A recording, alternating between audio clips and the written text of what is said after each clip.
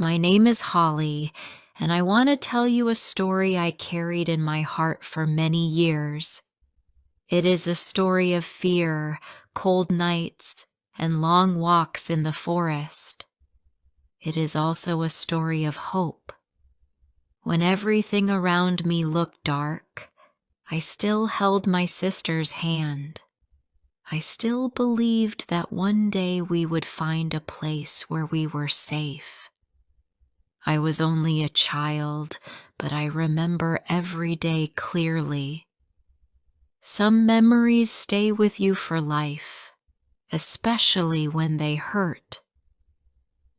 Before everything changed, we lived as a happy family. My father loved my mother. My mother loved us. My little sister June and I spent our days running around the yard, helping with small chores, or sitting near the fire in the evenings. My mother always smiled when she looked at us. She often said, "You two are the light in this house." I liked hearing those words. They made our small home feel warm.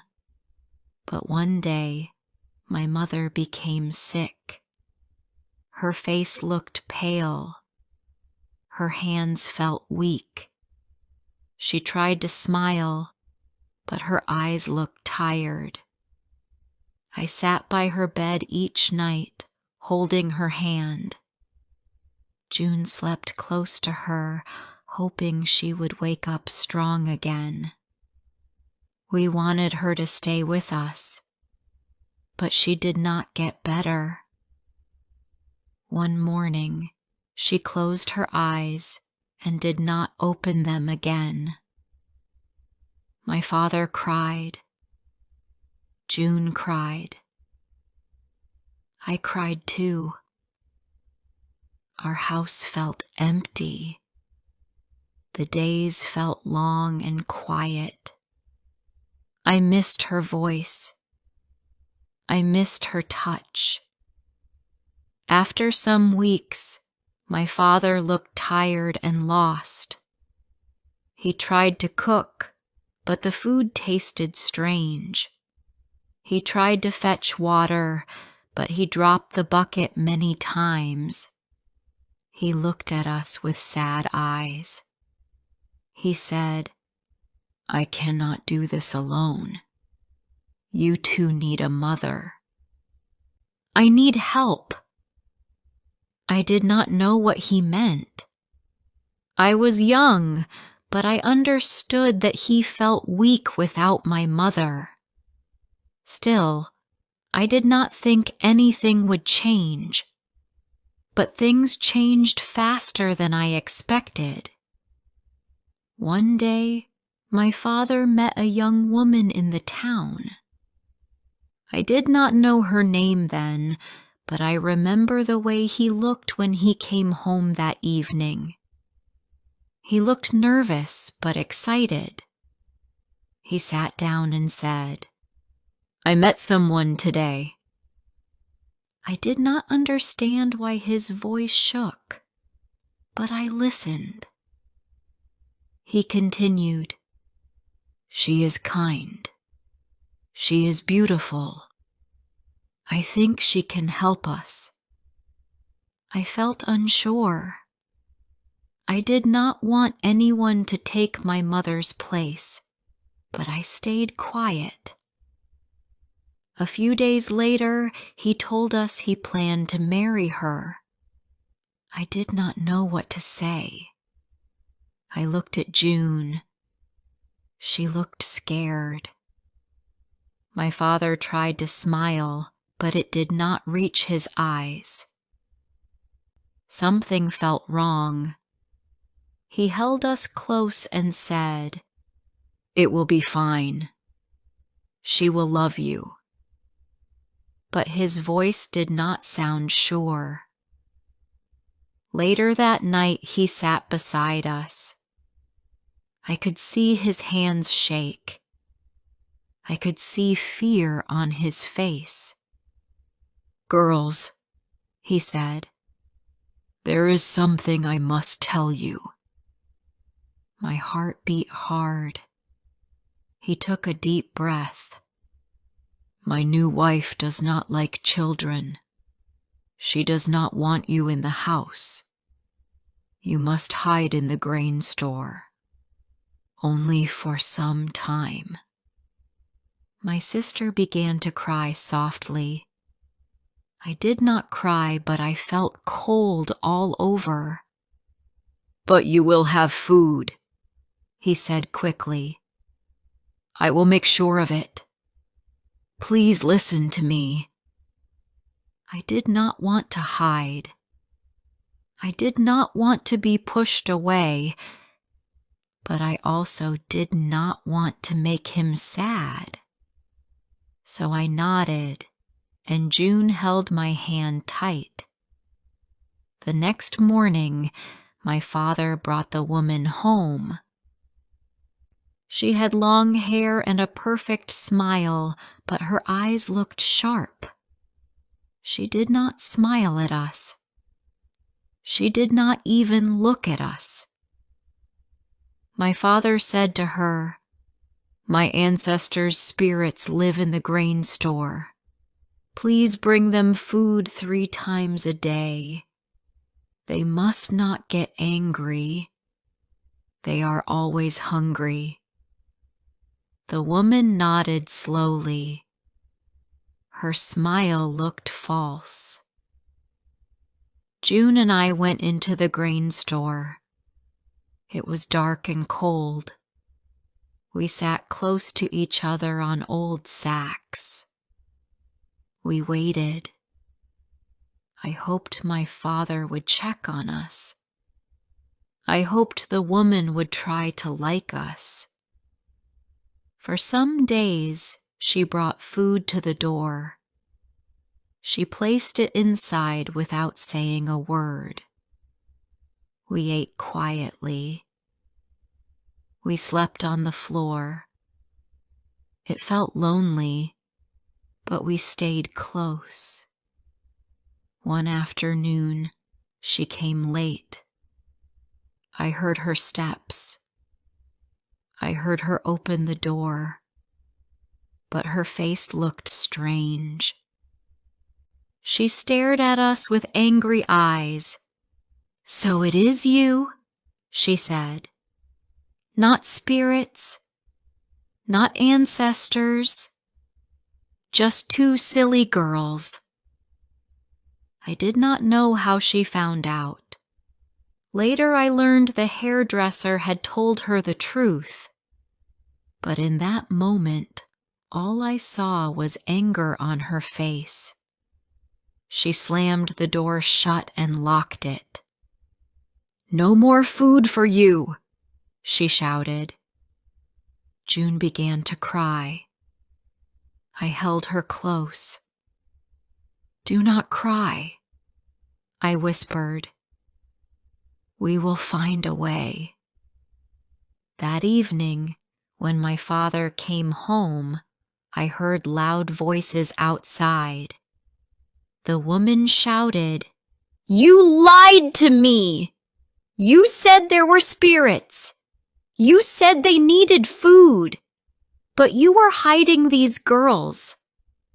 I will leave you if you keep them. You choose them or you choose me." Her voice was sharp and full of anger. I waited for my father to say, "I choose my daughters." I waited for him to fight for us, but I did not hear those words. Instead, in a weak and tired voice, he said, "I will take them away tomorrow." I sat there in the dark, holding June, feeling very small. I did not understand how a father could turn away from his own children. June asked me, "Why does he not want us?" I could not answer because I did not know. I only held her close and waited for the morning. When the sun came up, my father opened the door. His face looked older. He could not look at us for long. "Come," he said softly. "We must walk." He held June's hand. I walked beside him. We walked deep into the forest. The trees grew tall. The air felt cold. No sound came from the birds.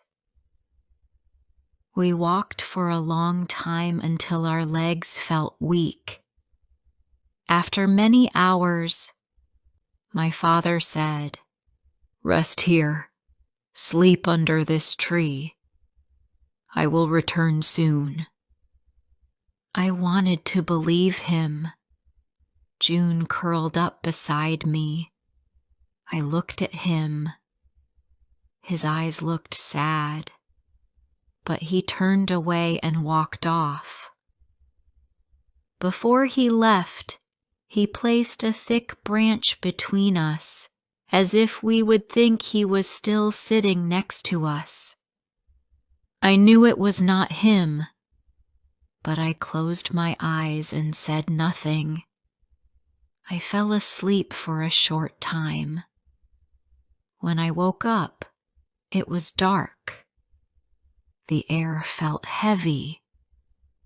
June whispered, "Holly, I hear something." I listened and heard slow steps. "It is a wolf," I whispered. "Stay close." The sound grew nearer. June shook with fear. I did not want her to cry out. I looked at our clothes. "They are leather," I whispered. "Maybe he wants something to eat." I tore a small piece of my sleeve and threw it far. The wolf sniffed it, ate it, and waited. We gave him more small pieces. At last, he walked away. June leaned against me. We were tired but safe for now. Morning came slowly. The sun touched the treetops. June looked around. "Father did not come back," she said. Her voice sounded weak. I took her small hand. "We will find help. We must be brave," I said. I climbed a tall tree and looked far across the forest. I saw a house in the distance. It looked big. There were cows and sheep outside. "There is a house," I told her. "Come, we will go." We walked toward the house. My legs felt heavy. June walked slowly behind me. When we reached the fence, a man came out. He was tall and strong. His face looked hard. His eyes looked angry. I felt danger at once. "That man is not safe," I whispered to June. We stepped back behind some bushes, waiting for him to leave. After he went away with his animals, I said, "Stay here. I will get food." I ran inside the house. I found bread on the table, grabbed it quickly, and ran back to June. We ate fast. We were hungry. The next day, I did the same, and the next day as well. But on the fourth day, June looked at me and said, I want to come too. I do not want to stay alone. I felt unsure. You run slow, I said. It is not safe. But she shook her head. I am coming. I took a deep breath, held her hand, and we ran toward the house together. Before I continue rest of the story, please like, subscribe, share, and tell me where you are listening from. Your support means a lot to me. Now let's continue. June held my hand as we ran toward the house. I tried to move fast, but she was small and her steps were short. I looked back many times to check on her. When we reached the door, I found bread in the same place as before. I grabbed it and pulled June toward the exit. But she did not follow. She stopped near a shelf and stared at some fruit. I want one, she whispered. We do not have time, I said. But she stayed. Before I could pull her away, the door opened behind us. The hunter stood there. His boots were covered in dirt. His hands were strong and rough. He looked at June, then at me. His eyes grew wide with anger. A thief! He shouted. His voice filled the whole room. My legs felt weak. June froze. The hunter stepped forward and grabbed her arm. She cried out. I wanted to help her, but he was too strong. He lifted her off the ground and pulled a large sack from the floor. Into the sack, he said. June cried and tried to get free, but he pushed her inside and tied the top. I heard her small voice calling my name. I felt helpless. The hunter carried the sack outside and climbed to the roof. He tied the sack to a beam, letting it hang above the yard. June's voice came from high above. Holly, help me! I wanted to run to her, but the hunter stood between us. He gave one hard pull to the rope. Then he walked away with his animals, leaving the house quiet again. When he finally disappeared into the forest, I ran from my hiding place. My heart felt heavy, but I kept moving. I climbed inside the house again and looked around. June! I called. Where are you? Her voice answered from above, full of fear. I am here, she cried. I looked up and saw the sack. It swung gently in the wind. I climbed the ladder, reached the rope, and cut it with a sharp tool. The sack dropped onto a pile of hay. I opened it fast and pulled her out. She held on to me as if she would never let go. We cannot stay, I told her.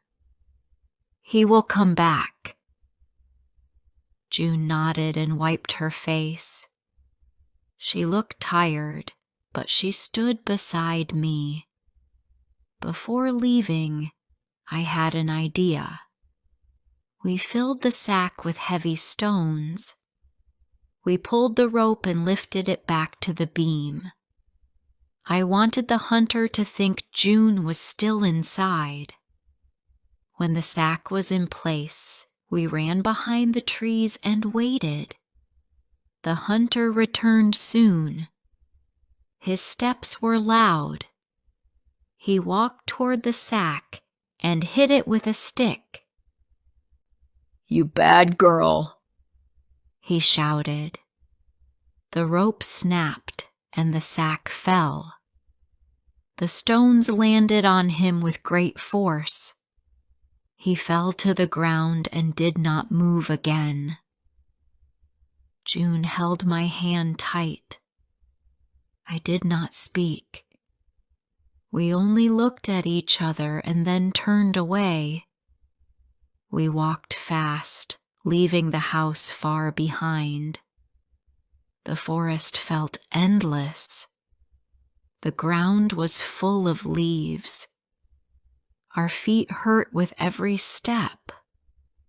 June walked close beside me. She asked, "Where will we go now?" I did not know, but I told her, "We will keep walking.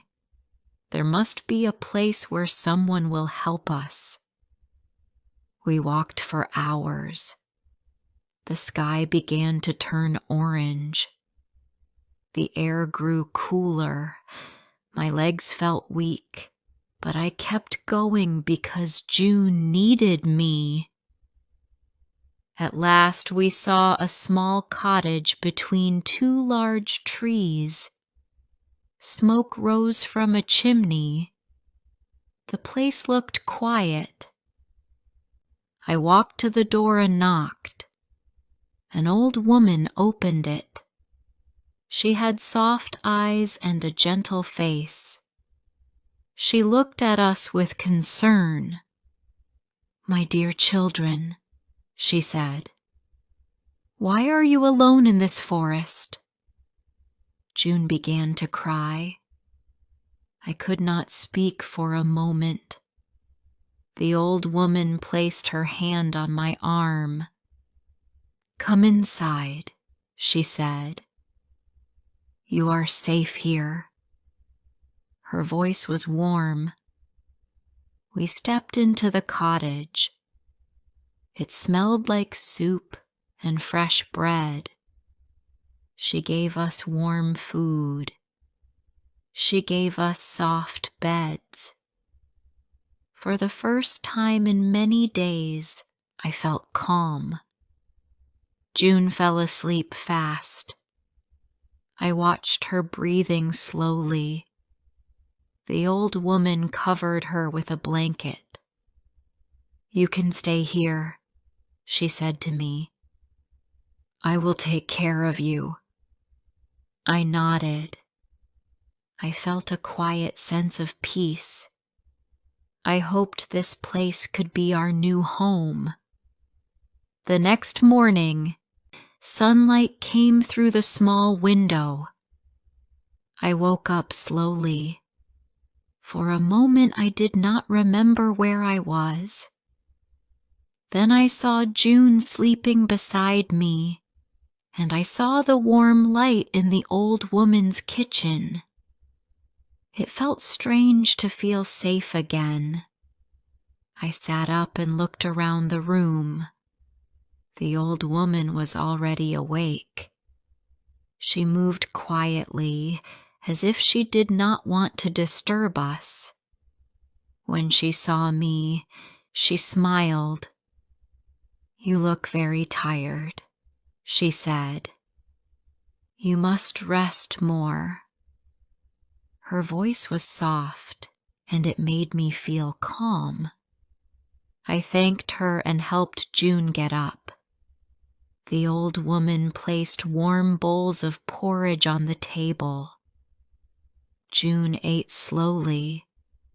She seemed unsure, as if she still feared the hunter or the cold nights in the forest. I sat close to her, hoping she would feel safe again. After breakfast, the old woman asked us gently, "Where is your family?" I looked down at my hands. It was hard to speak about it, but I wanted her to know the truth. I told her about my mother who passed away.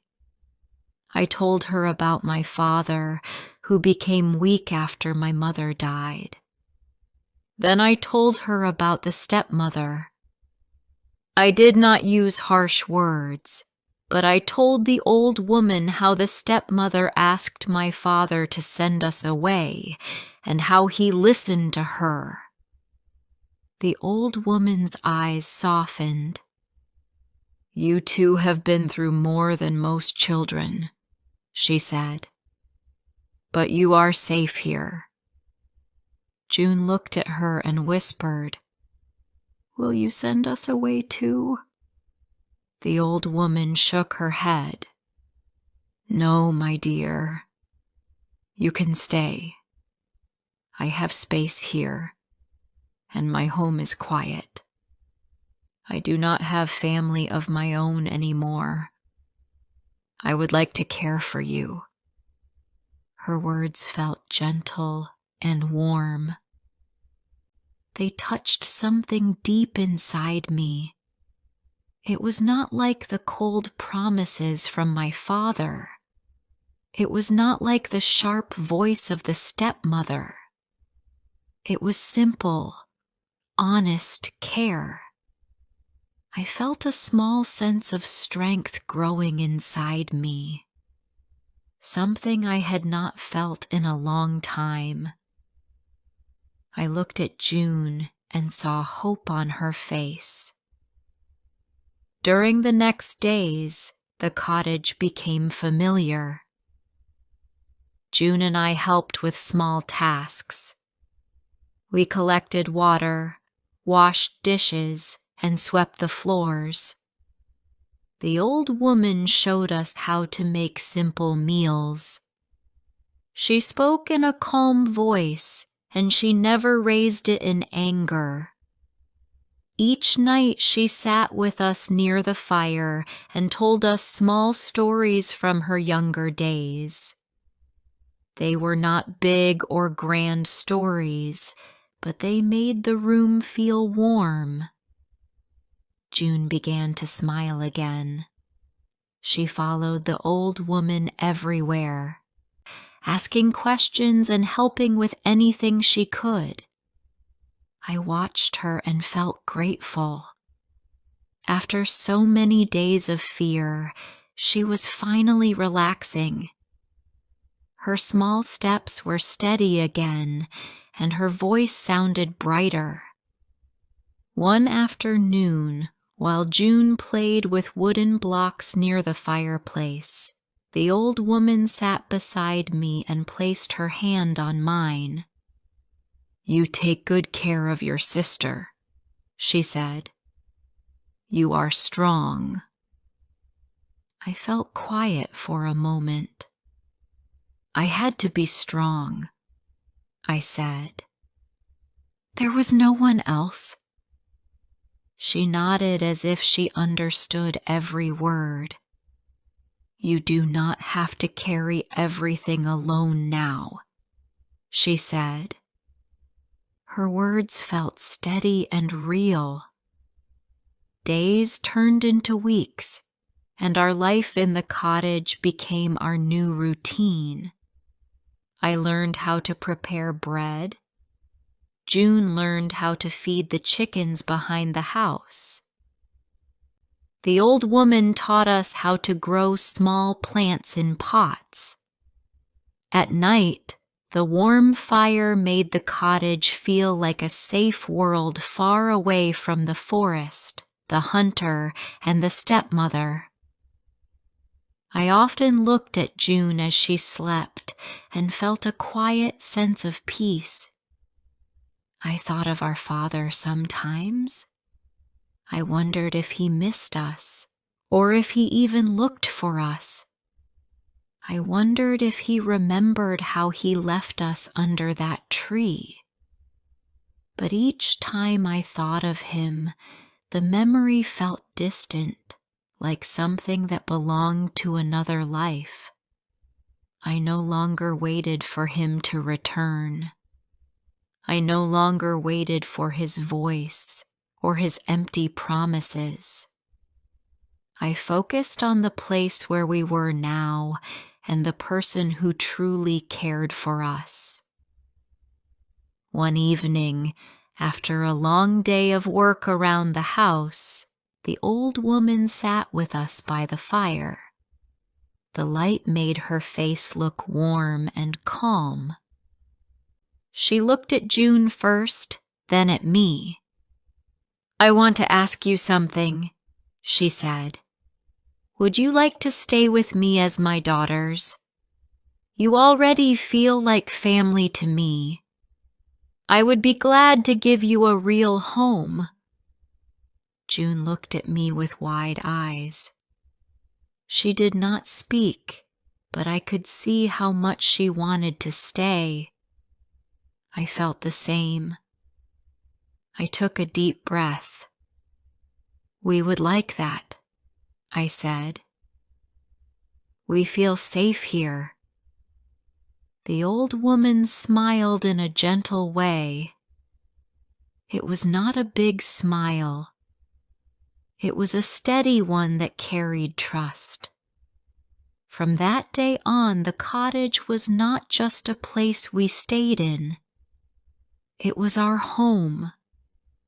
The old woman became our new family. She never pushed us away. She never shouted. She never asked us to hide or fear anyone. She kept her door open for us with simple kindness. June and I grew stronger in that warm place. We learned to help, to work, to live without fear. And in time, the forest no longer felt like a place of danger. It felt far away, like a part of our past that no longer controlled our days. We had found a home, a real one. Thank you for listening to this story. If you enjoyed this story, please like the video and subscribe.